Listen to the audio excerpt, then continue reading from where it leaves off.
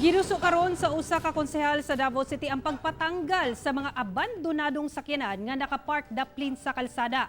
Ani ang dugang detalye sa live report ni Sheila Vergara Rubio. Sheila.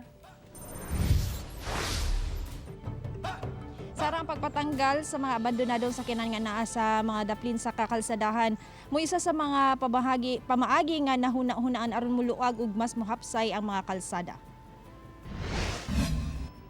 Gibutyag sa privilege speech ni 3rd District Councilor Conde Baluran nga gikinahanglan mohimog dugang lakang ang kagamhanan aron malimpyo ug mahapsay ang kadalanan aron magamit kini og sakto sa mga sakyanan. Gitumbok niya nga gawa sa mga park daplin sa kalsada, ang uban abandonado na, busa babag kini sa mga tawo nga gabaktas ingon man sa mga sakyanan nga galabay.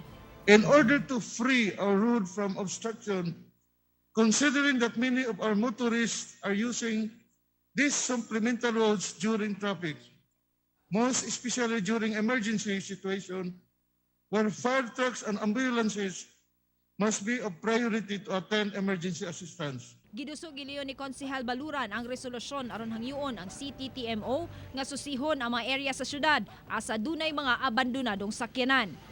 We are requesting the CTTMO if feasible to conduct a road tax mapping to identify interior and national roads with abandoned vehicles being parked for towing purposes or for removal from such location. Gisulayan sa GMA sa paghuwag-pahayag ang CTTMO apan anaa sa meeting ang engkargado niini.